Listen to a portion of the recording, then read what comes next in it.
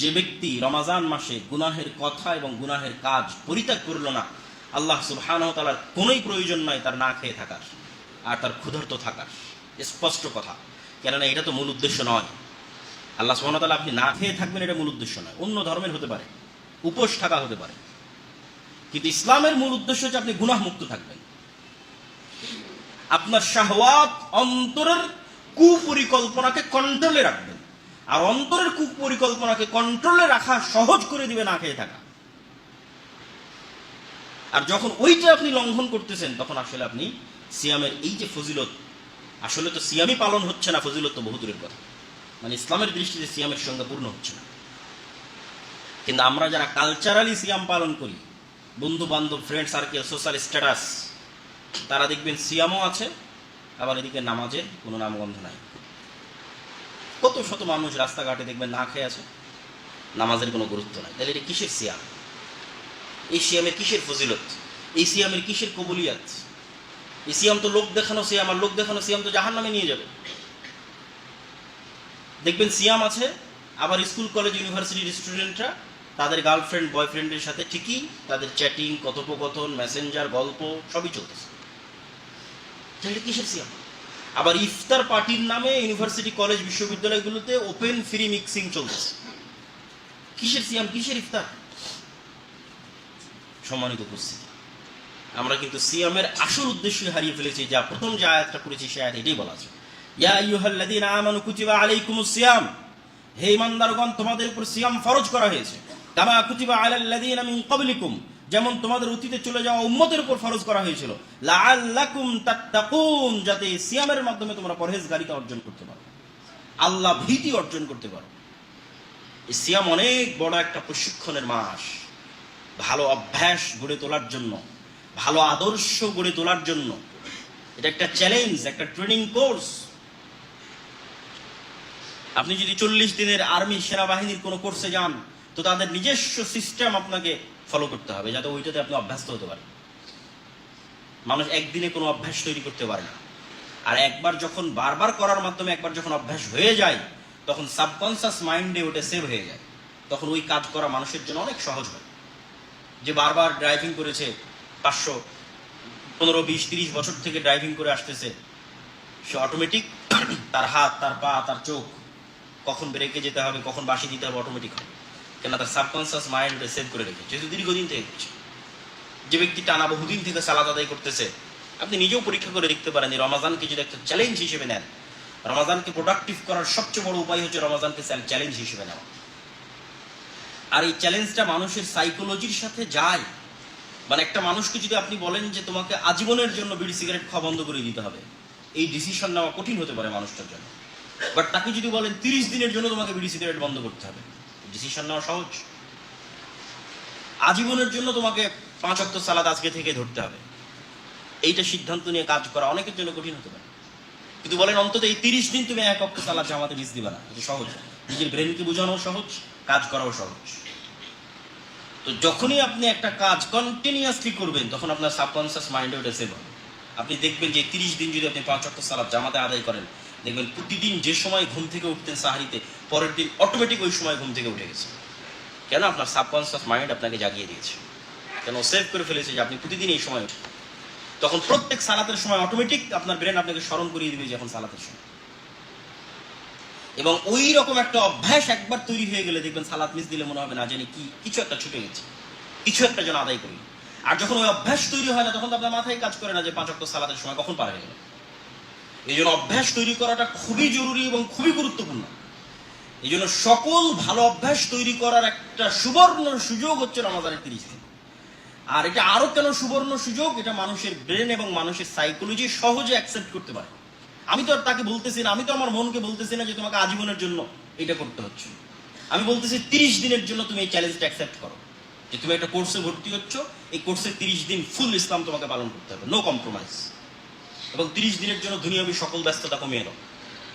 এটাকে চ্যালেঞ্জ হিসেবে নাও যে আমি 30 দিনে কিছু ভালো অভ্যাস গড়ে তুলব।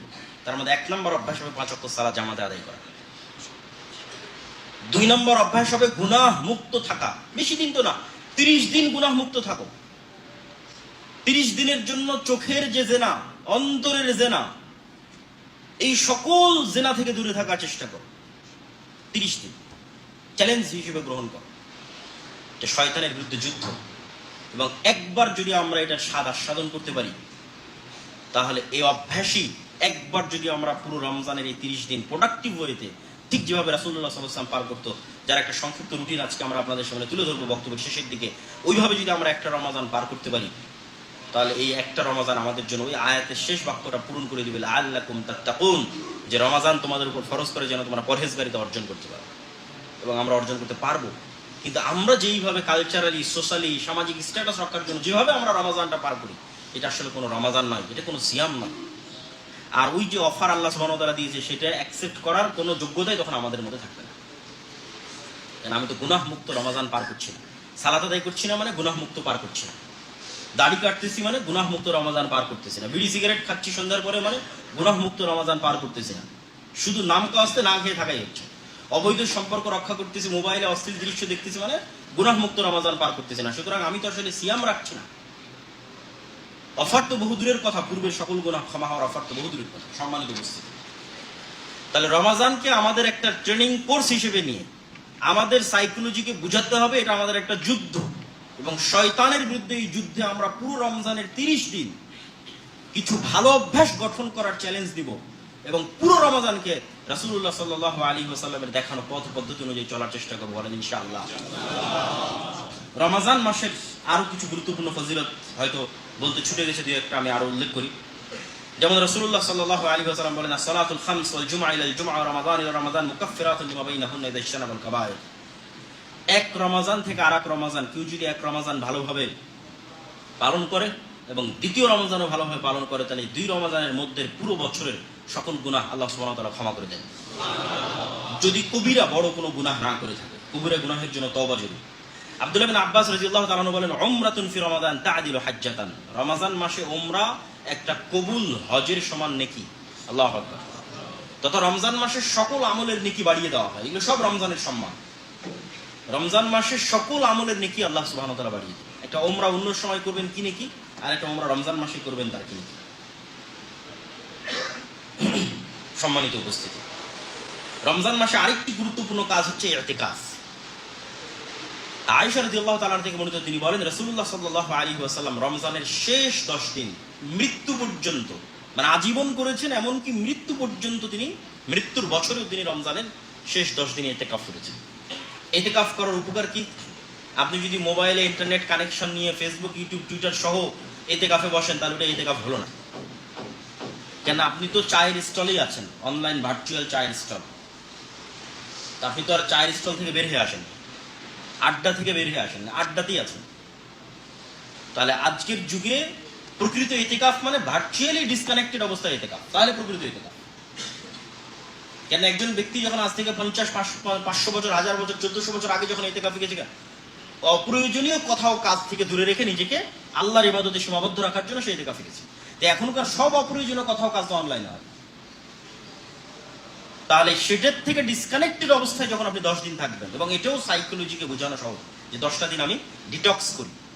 এটা বিজ্ঞানীরাও বলে যে কিছুদিনের জন্য সকল কানেকশন থেকে দূরে থাকা, ডিটক্স করা, নিজের মন, নিজের শরীর, নিজের ব্রেন, সকল কিছুর জন্য উপকারী। থাকলামই তো ব্যস্ত আজীবন, সারা জীবন, 10টা দিন কি আর লস হবে? তো 10 দিনের জন্য যদি আপনি দুনিয়া থেকে ডিসকানেক্টেড অবস্থায় আল্লাহর ঘরে বসেন, তাহলে এটার কি উপকারিতা সেটা আপনি তখন বুঝতে পারবেন। সবচেয়ে বড় উপকারিতা হচ্ছে লাইলাতুল কদর খুঁজে পেতে সুবিধা হয়। আরেকটি কাজ রাসূলুল্লাহ সাল্লাল্লাহু আলাইহি ওয়াসাল্লাম রমজান মাসে সবচেয়ে বেশি করতেন।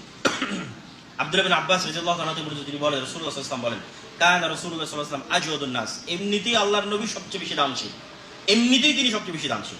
ওয়া কানা আজওয়াদ মা ইয়াকুনু ফি রমাদান। আর রমজানে সবচেয়ে বেশি দান করতেন, পূর্ব দিকের বাতাসের চাইতে বেশি দান করতেন। দান করলে উপকার কি? দান করলে দুটো উপকার। দান করলে 1 নম্বর উপকার হচ্ছে তাজকিয়াতুন নাফস হয়, মানুষের অন্তর বিশুদ্ধ হয়। কিভাবে বিশুদ্ধ হয়? আর এক মানুষের প্রতি সহমর্মী দান করবে কোথায়? দান তো আল্লাহর কাছে যায় না। দানের টাকা কি আল্লাহর কাছে যায়? আল্লাহর কাছে যায়। আর একটা গরিব, দুঃখী, অসহায়, এতিম, মিসকিন, তাদেরকেই তো দান করবে। তো যখন অসহায়, আত্মীয় স্বজন, গরিব, দুঃখী, এতিম, মিসকিনের প্রতি দান করবে এবং তার অন্তরের বিরুদ্ধে গিয়ে পকেট থেকে টাকা বের করে তাদের দিবে, তখন যে তার অন্তরের দুঃখী এবং সহমর্মী হওয়ার যে ফিলিংস, এটা তার অন্তরকে হিংসা মুক্ত করবে, অহংকার মুক্ত করবে। আর মানুষকে কষ্টে দেখার পরেও সহযোগিতা করছে না, অহংকার, ও তো অন্তরের রোগে আক্রান্ত। তাহলে মানুষ যখন তার পকেট থেকে টাকা বের করে খরচ করে তখন সে তাজকিয়াতুন নাফস অর্জন করে, তার অন্তর বিশুদ্ধ হয়। দ্বিতীয় আর একটা যে বড় কাজ হবে সেটি হচ্ছে কিয়ামতের মাঠে আমরা তো কোনো ইবাদতের ক্ষেত্রে গ্যারেন্টি দিতে পারি না যে এই ইবাদত আমি পূর্ণাঙ্গ শতভাগ বিশুদ্ধ করেছি। 2 রাকাত সালাত আদায় করতে গেলেও গোটা দুনিয়ার চিন্তা আমাদের মাথায় চলে আসে। তাহলে কেমনে গ্যারেন্টি দিয়ে বলবো যে 2 রাকাত সালাত আমি আমার সারা জীবনে 2টা রাকাত সালাত আমি নিশ্চিত করে বলতে পারি যে পরিপূর্ণ আদায় করেছি? এটা মানুষ বলতে পারে।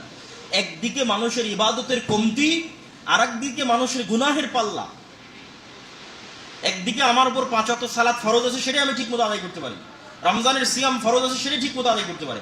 মানে সেগুলোর তো না আদায় করতে পারারও গুনাহ আছে। পূর্ণাঙ্গ করে নেকি অর্জন করা তো বহুদূরের কথা। একদিকে ইবাদতের কমতি আছে, আর একদিকে গুনাহ আছে। কখন কাকে গালি দিয়েছি, হিংসা করেছি, বিদ্বেষ করেছি, কার সম্পত্তি নিয়ে নিয়েছি, কারো বিরুদ্ধে গীবত করেছি, অসংখ্য গুনাহ। এই সব পাওনাদারেরা যখন কিয়ামতের মাঠে উপস্থিত হবে তখন আপনার এই দানগুলো কিয়ামতের মাঠে কাজে দেবে। সবচেয়ে শক্তিশালী ইবাদত হিসেবে কিয়ামতের মাঠে আপনার পাশে দাঁড়াবে আপনার দান। এই দান যেমন আপনার ইবাদতের কমতিকে পূর্ণ করবে, আপনার গুনাহকেও মিটিয়ে দিবে। তথা যত রকমের ল্যাকিংস মানুষ তার জীবনে সংঘটিত করেছে প্রত্যেকটা ল্যাকিংসকে দূর করে দিবে তার অর্থনৈতিক ইবাদত। বলেন আল্লাহু আকবার। এই জন্য রমজান মাসে রাসূলুল্লাহ সাল্লাল্লাহু আলাইহি ওয়াসাল্লাম বেশি দান করতেন, এবং আমাদেরকেও এটিকে ছোটখাটো এবং হালকা হিসেবে নেওয়ার সুযোগ নাই। কেন আল্লাহ এত দানের কথা বলে আল্লাহর কোনো উপকার আছে নাকি?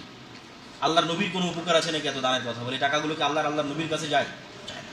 সমাজের মানুষের উপকার, অসহায় গরিব মিসকিনের উপকার। সম্মানিত উপস্থিতি,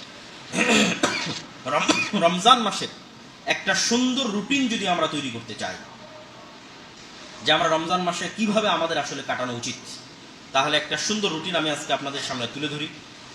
1 নাম্বার হচ্ছে সাহারি। রাসূলুল্লাহ সাল্লাল্লাহু আলাইহি ওয়াসাল্লামের সুন্নাত আদেশ, তাসাহারু ফাইন্না ফিস সুহুরি বারাকাহ। সাহারি করো, সাহারিতে বরকত আছে। আর সাহারি করলেই আপনার জন্য ফজরের সালাতে জামাতে যাওয়া সহজ। আর আপনি সাহারিতে ঘুম থেকে উঠবেন না, না বিনা সাহারি করে একটু পানি মুখে দিয়ে ঘুমিয়ে থেকে গেলেন, তাহলে আপনি একদিকে বরকত বঞ্চিত হচ্ছেন, আর একদিকে আপনার জন্য সালাত আদায় করা কঠিন হয়ে যাবে। অতএব সাহারিতে উঠা রাসূল সাল্লাল্লাহু আলাইহি ওয়াসাল্লামের আদেশ আমাদের বাস্তবায়ন করতে হবে। সাহারিতে উঠাকে কালচার বানিয়ে ফেলতে হবে, সংস্কৃতি বানিয়ে ফেলতে হবে। আশেপাশের প্রতিবেশীকে উঠাতে হবে, নিজে উঠাবেন, আত্মীয় স্বজনকে উঠাবেন, সাহারিতে রান্না করবেন আনন্দের সাথে। সাহারি করার পর জামাতে সালাত আদায়ের উদ্দেশ্যে মসজিদে গমন, এবং মসজিদে গমন করার পর ফজরের পরে যে আমাদের ঘুমানোর কালচার আছে, এই কালচার থেকে বেরিয়ে আসতে হবে। যারাই রমজান মাসকে কাজে লাগাতে চাইবে একটা সুন্দর আদর্শ রুটিন দিয়ে, তাদেরকে সবচেয়ে বেশি কাজে লাগাতে হবে ফজরের পরের সময়। রাসূল সাল্লাল্লাহু আলাইহি ওয়াসাল্লাম যেখানে ফজর সালাত আদায় করতেন ওখানে বসেই সূর্য ওঠা পর্যন্ত আল্লাহর জিকির আজকার তাসবিহ তাহলিল করতেন। তো এটার অনেক বিশাল ফজিলত আছে। তো ওখানে বসে না পারলেও বাড়িতে এসে হলো, সূর্য ওঠা পর্যন্ত ঘুমানো যাবে না, কেননা এই সময়টাতে বরকত অবতীর্ণ হয়। এই বরকতটা সংগ্রহ করতে হবে, নিতে হবে। এবং এই সময়টাই তো মূল সময় যেখানে আপনি একটু কোরআন তেলাওয়াত করতে পারবেন, জিকির আজকার তাসবিহ তাহলিল করতে পারবেন। সকাল সন্ধ্যার জিকির তো কোনোদিন করেননি, অন্তত 30টা দিন করে দেখেন। জিকিরের পাওয়ার আছে, প্রত্যেকটা শব্দের পাওয়ার আছে। শব্দ যেমন তরঙ্গে আওয়াজ সৃষ্টি করে, ঠিক তেমন প্রভাব সৃষ্টি করে। আমি একটা মানুষকে উৎসাহমূলক কথা বললে যেমন তার অন্তরে প্রভাব হয়, নিরুৎসাহিতমূলক কথা বললেও তার অন্তরে প্রভাব হয়। একদল বিজ্ঞানী তো বলছে যে কাঁচের কোনো গ্লাস বা কাঁচের কোনো পাত্রে পানি রেখে যদি তার গায়ে লেখা হয় হেইট, তাহলে ওই পানি যখন বরফ হয় তখন চীর্ণ বিচীর্ণ দীর্ণ বিদীর্ণ অবস্থায় বরফ হয়। আর যখন ওই কাঁচের পাত্রে পানি রেখে লেখা হয় লাভ, তখন ওটা সুন্দর ভালোভাবে বরফ হয়। আমি সত্য মিথ্যে জানি না, কিন্তু বিজ্ঞানীরা লিখেছে এক্সপেরিমেন্ট করে যে শব্দের পাওয়ার, শব্দের প্রভাব আছে। তো সকাল সন্ধ্যায় জিকির যখন আপনি করবেন এর প্রভাব আছে।